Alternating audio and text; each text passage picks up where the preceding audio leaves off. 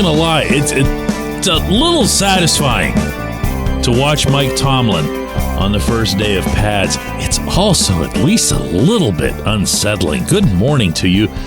Good Wednesday morning. I'm Dejan Kovacevic of DK Pittsburgh Sports. This is Daily Shot of Steelers. It comes your way bright and early every weekday if you're into hockey and or baseball. I also offer daily shots of Penguins and Pirates that I hope you'll also check out. Yesterday was the first day in pads. Yesterday was the first day of backs on backers. Yesterday was the first day of 7 shots right at the goal line with everyone booming against each other because they weren't about to throw passes after days of doing nothing but. And yesterday was the first day of 11 on 11 all over the field that involved contact, tackling to the ground. A real, not imagined pass rush. Real, not imagined contact between a cornerback and a wide receiver. And I got to tell you, the extent to which Mike Tomlin legitimately licks his lips over this stuff is wild.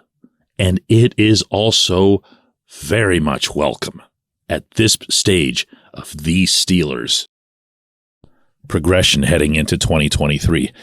They have no choice but to be the most physical football team in every game that they play. Please don't take this as some sort of downer statement. But aside from TJ Watt, Minkah Fitzpatrick, Cam Hayward, maybe someday George Pickens, this is not a roster that's overloaded with stardom. It might be. It might even be that in a couple of cases as soon as this fall. But it isn't now.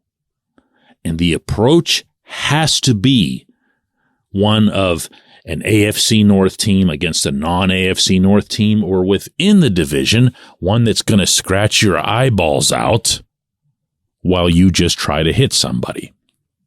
I've got to tell you, I saw quite a bit of this yesterday. And I saw it at virtually every position. Backs on backers, there's a couple of ways to study those, to evaluate those. Some of it is technique, some of it is awareness. If you're taking the Najee Harris approach, for example, to protecting your quarterback, you're doing it almost entirely through technique. He's not going to just go bashing into somebody. It's not his thing. Whereas if you're Anthony McFarland, who's a really little dude but is having a really big camp so far, you got no issue with it. He went right into people's bellies. Okay, this dude was letting everybody know he is, which he is, by the way, RB3. He's not there to be a special teams guy, an extra weapon. He is a part of the offense, and he was not going to get through that drill without sending that statement to that smiling head coach. Darnell Washington turned out to be the one Tomlin was pressing his buttons a little bit, pushing him, urging him, even teasing him vocally at times. He was the one Tomlin told in front of the entire group to line up every time TJ Watt lined up. And he did. They went at it twice. Darnell won twice without really doing all that much, just kind of stood there. This is a really, really big dude, 6'7", 269. And he showed well, and he seemed to soak up that challenge. Man, I got to tell you, there's nothing that struck me more on the afternoon than the voraciousness of these inside linebackers. And I feel it's only fair to emphasize them above all others because I've been really tough on this positional room for months now. Even after adding Quan Alexander, I wasn't getting all geeked up about a room that's got Alexander, Cole Holcomb, and Landon Roberts as your central figures. But there was no one in this drill on either side from any position who came at it the way Roberts did. And Tomlin would acknowledge afterward that there's not anything about Robert's appetite for physical contact that'll surprise him. He said that's not anything that's new to them from watching him in the NFL or going all the way back to his college time. They've loved that about him forever. Awesome. Wonderful. What a tremendous thing to add into your defense that's had precious little of that for far too long, meaning since the last time Vince Williams took a snap back there. Holcomb was right there in that category as well. So was Alexander, who finished with an amazing rush that I thought he was going to actually get to and destroy the poor decoy quarterback who's just some staffer dude holding a football who knows how to avoid these things. I have said this before, but I'm going to reiterate it with gusto today. If you can find a way to utilize these inside linebackers for what they are, as opposed to what you hope that they'd be, they can be of help.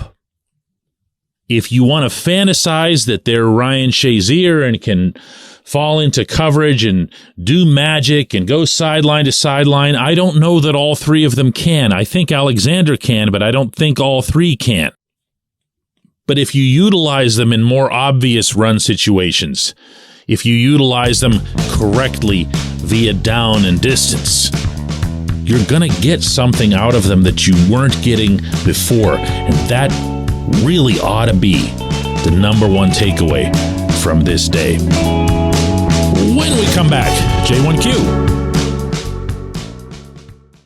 This segment of Daily Shot is brought to you by our good friends at Mike's Beer Bar. They're located on Federal Street, directly across from PNC Park. Mike has more than 500 beers on tap, including from more than 50 local breweries. Stop in and say hello. Tell Mike we sent you. Mike's Beer Bar.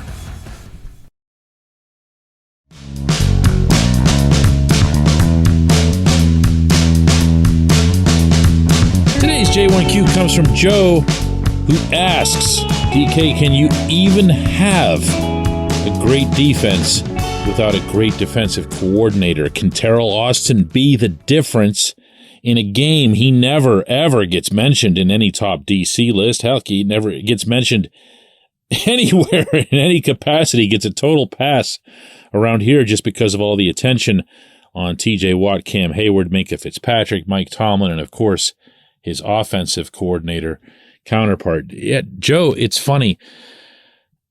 Between Austin having been here for a year with Brian Flores, who you didn't even mention, who was the biggest distraction of all in this capacity in 2022, with a lot of people wondering, presuming that Flores was the main guy, the brain. He actually wasn't.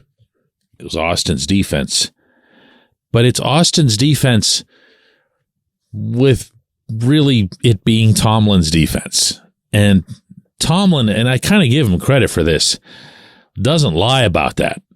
He doesn't say that he's, usurping Austin's authority or whatever. He says it's something that we all work on. And of course, he spends more time on the defense than he does on any other facet. That's always been true. That included when Dick LeBeau was there. He was just that involved with LeBeau as he was with Keith Butler after that, and now with Austin. I have a feeling, though, that you could see this pendulum swing before long for a couple of reasons. One, the offense, look, it can't be what it was the first half of 2022. It just can't. And it can't be, furthermore, what it was in 2021 with the last year of Ben Roethlisberger and everything else that went into that, the offensive line being a catastrophe and so forth.